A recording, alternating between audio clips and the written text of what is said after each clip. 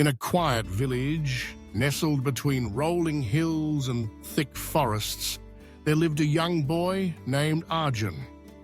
He was known throughout the village for his cheerful spirit and curious mind, always eager to learn and explore.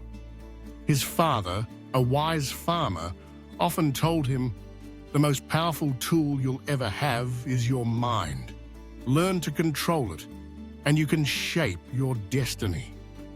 These words lingered in Arjun's thoughts, though he didn't fully understand them. One day, as the sun spilled golden light over the fields, Arjun's teacher announced a competition. "Whoever can recite the ancient poem perfectly, without a single mistake, will win a special prize," she said. The poem was long, with difficult words and complex verses.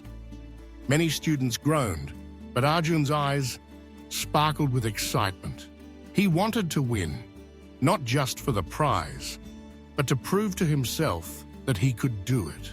That evening, after finishing his chores, Arjun sat beneath the old banyan tree in his backyard. He opened his worn notebook and began to memorize the poem, line by line. The first few verses came easily, but soon the words began to jumble together. Frustration crept in, and his mind wandered. He thought about playing with friends, about his favorite sweet shop, about anything but the poem.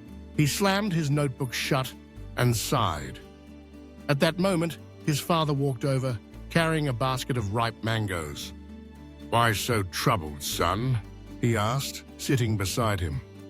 Arjun explained his struggle, confessing how difficult it was to keep his mind focused. His father listened patiently, then handed him a mango. "Suppose you are hungry and someone offers you this mango, but you must wait until the evening to eat it. What would you do?" his father asked. Arjun grinned. "I would wait, even if it's hard, because you told me before that patience brings greater joy." His father nodded. "Just as you control your urge to eat the mango, you must control your mind when it wanders." Discipline is not just about actions.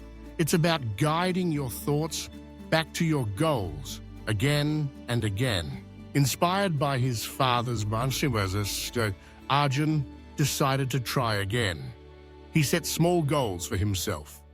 Memorize one verse, then take a short walk, then another verse, and so on. Each time his mind drifted, he reminded himself gently of his purpose. Days turned into a week, and slowly the poem began to take root in his memory. On the morning of the competition, Arjun felt a flutter of nerves. He watched as his classmates stepped forward, some stumbling, others forgetting lines. When his turn came, he stood tall and began to recite. The words flowed smoothly, each line clear and confident. As he finished, the room erupted in applause. His teacher smiled warmly. "Arjun, you have recited the poem flawlessly. But tell us, what helped you the most?" Arjun thought for a moment. "I learned that controlling my mind is like tending a garden. If I let the weeds of distraction grow, they choke the flowers of knowledge.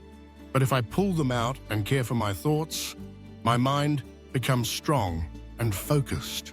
The teacher nodded approvingly. "That is the true reward, not the prize, but the discipline and honesty you have shown with yourself."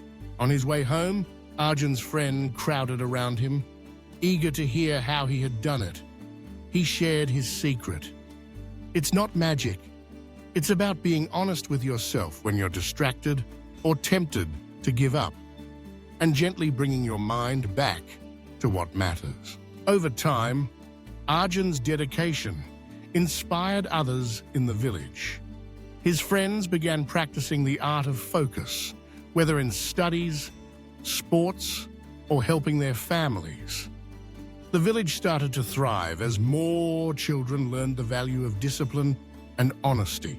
Years later, Arjun grew up to become a respected teacher.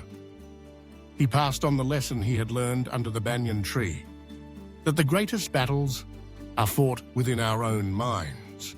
He encouraged his students to speak truthfully to themselves and others, and to nurture discipline as one would tend a precious plant. The story of Arjun reminds us all that the power to control our minds lies within us. It is not about suppressing our thoughts, but about guiding them with kindness and persistence. Honesty with oneself is the cornerstone of true discipline, for only when we acknowledge our weaknesses can we begin to overcome them. In every challenge we face, whether big or small, the voice in our minds can be our greatest ally or our toughest adversary. By learning to listen, to redirect, and to persevere, we unlock the door to growth and fulfillment. The journey is not always easy, but as Arjun discovered, the rewards are far greater than any prize. So, whenever you feel your mind wandering or the pull of temptation is strong, remember the young boy beneath the banyan tree. Take a deep breath, be honest about your struggles, and gently bring yourself back to your purpose. In doing so, you will discover the true power that lies within, a power that can shape your destiny, one disciplined, honest thought at a time.